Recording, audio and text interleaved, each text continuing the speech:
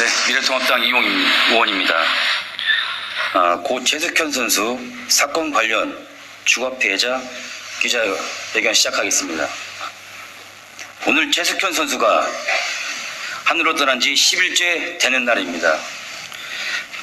사명감을 가지고 나서주신 언론인 덕분에 뒤늦게나마 문체부, 대한체육회, 대한철인 3종협회 등 관련 기관들이 전담팀을 꾸려 가혹행위에 대한 조사를 실시하고 있지만 김규봉 감독과 장윤정 선수 등 가해자들은 여전히 혐의를 부인하고 있는 상황입니다.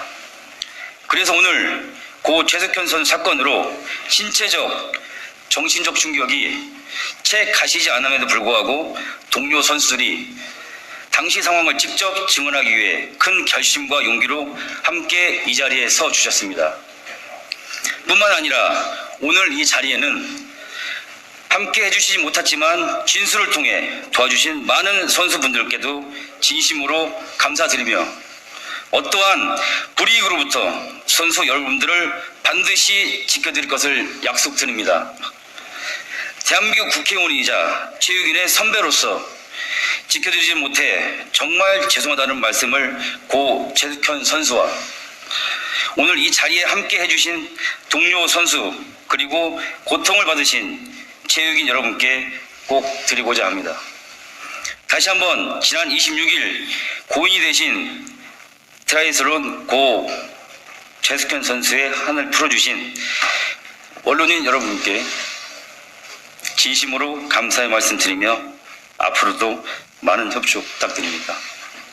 경청해 주셔서 감사드립니다. 다음은 추가 피해자 선수들에 대한 얘기를 하겠습니다.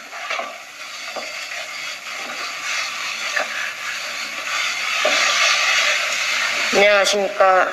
저희는 고 최석현 선수와 함께 경주시청 트라이애슬론 선수 생활을 한 동료 선수입니다.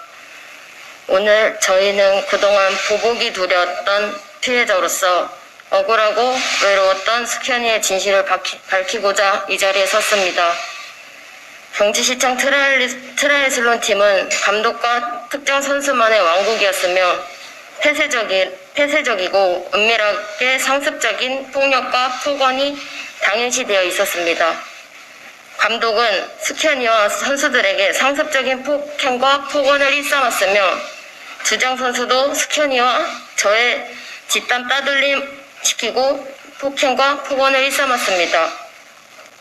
감독은 16년 8월 점심에 콜라를 한 잔 먹어서 체중이 불었다는 이유로 빵을 20만원치 사와 석현이와 함께 새벽까지 먹고 토하게 만들며 또 먹고 토하고 시켰습니다.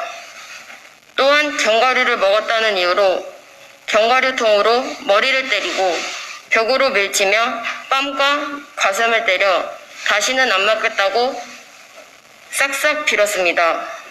19년 3월에는 복숭아를 먹고 살이 쪘다는 이유로 감독과 팀닥터가 술 마시는 자리에 불려가서 맞았는데 이미 석현이는 맞으면서 잘못했다고 눈물을 흘리며 빌고 있었습니다.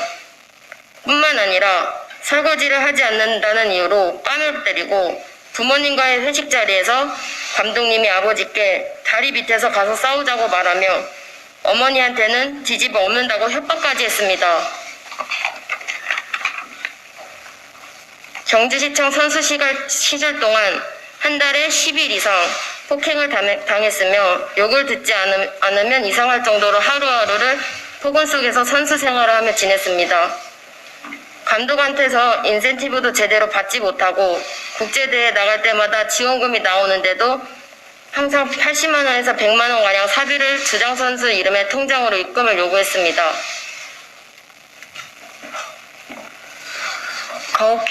가혹행위는 감독만 한 게 아니었습니다. 팀의 최고참인 주장선수는 항상 선수들을 이간질하며 따돌림을 시키고 폭행과 폭언을 통해 선수들을 지옥의 구렁텅이로 몰아넣고 정신적인 스트레스로 스스로 무너지게 만들었습니다. 그 선수 앞에서 저희는 사람이 아닌 존재가 되는 것 같았습니다. 같은 숙소 공간을 쓰다 보니 훈련 시간뿐만 아니라 24시간 주장 선수의 폭력 폭언에 항상 노출되어 있었고 제3자에게 말하는 것도 계속 감시를 받았습니다. 주장 선수는 스캔이 언니를 정신병자라고 말하며 서로 이간질을 해 다른 선수들과 가깝게 지내지 못하도록 막았고 아버지도 정신병자라고 말하며 가깝게 지내지 말라고 했습니다. 또한 스캔이 언니가 팀닥터에게 맞고 나서 방에서 혼자 휴대폰을 보면서 크게 울고 있는 것도 쇼하는 것이라며 휴대폰 보고 어떻게 우냐 뒤에서 헛짓거리한 것 같다며 스캔이 언니를 정신병자 취급하고 도망갈까봐 달래줬다라고 말했습니다. 주장 선수는 훈련을 하면서 실수를 하면 물병으로 머리를 때리고 고소공포증이 있는 저를 멱살을 잡고 옥상으로 끌고 데려가 뒤질 거면 혼자 죽어라 뛰어내리라고 협박해 잘못했다고 살려달라고 사정까지 했습니다. 감기 몸살이 걸려 몸이 좋지 않았는데도 훈련을 하지 않았다는 이유로 선배를 시켜 강목으로 폭행해 피멍 등 부상을 입어 훈련하는 것도 힘들었습니다.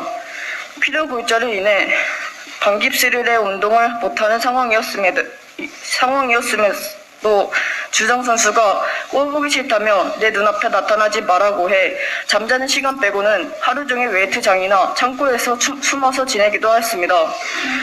심지어 주장 선수는 술에 취해 잠이 든 상태에서 몰래 방에 들어와 휴대폰에 지문인식을 시켜 휴대폰 잠금을 풀고 카톡을 읽었으며 자신이랑 사이가 좋지 않는 사람이랑 연락했다는 이유로 다시는 연락하지 말라고 새벽에 억지로 연락을 하도록 시키는 등 폭언과 무시를 하며 지속적으로 괴롭혔습니다. 그러고는 팀을 나간다고 말하자 너 팀 나가면 명예훼손으로 신고하겠다 때리고 그런 적 없다고 협박하고 발뺌을 했습니다. 팀닥터는 자신이 대학 교수라고 말했으며 수술을 하고 왔다는 말도 자주 했을 뿐만 아니라 치료를 이유로 가슴과 허벅지를 만지는 등 성적 수치심을 느꼈습니다. 심지어 심리치료를 받고 있는 스캔이 언니를 극한으로 끌고 가서 자살하게 만들겠다라고까지 말했습니다. 경주경찰서 참고인 조사에서는 담당 수사관은 최숙현 선수가 신고한 내용이 아닌 자극적인 진술은 덧붙일 수 없다며 일부 진술을 삭제했으며 어떻게 처리될 것 같냐는 질문에 벌금 2, 30만 원에 그칠 것이라고 말하면서 고소하지 않을 거면 말하지 말라고 하여 혹여나 벌금형을 받게 되면 제가 운동을 그만두지 않는 이상 대회장에서 계속 가해자들을 만나고 보복이 두려워 고소를 하지 못하는 상황에서 진술인 조사 이후에는 훈련을 하지 못할 정도로 불안감까지 느꼈습니다. 고등학교를 졸업하자마자 발디딘 팀이 경주시청이었고 감독과 주장의 억압과 폭력이 무서웠지만 쉬쉬하는 분위기에 그것이 운동선수들의 세상이고 사회인 줄 알았습니다. 마지막으로 선수 생활 유지에 대한 두려움으로 스캔이 언니와 함께 연기되어 고소를 하지 못한 점에 대해 스캔이 언니와 유가족에게 죄송하다는 말씀을 드립니다. 고 최숙현 선수와 저희를 비롯한 모든 피해자들은 처벌 1순위로 주장 선수를 지목하고 있습니다. 지금이라도 가해자들이 자신의 죄를 인정하고 처벌이 제대로 이루어져 모든 운동선수들의 인권이 보장될 수 있는 환경이 구축되길 바랍니다. 아직까지 다른 피해자가 많은 걸로 알고 있습니다. 이번 사건으로 인해서 체육계 선수들의 구조의 목소리에 귀 기울여 주시기 바랍니다. 감사합니다. 마지막으로 선수들의 신변 보호를 위해서 이름은 언론에 노출시키지 않기를 좀 당부해 부탁드리겠습니다. 이상입니다.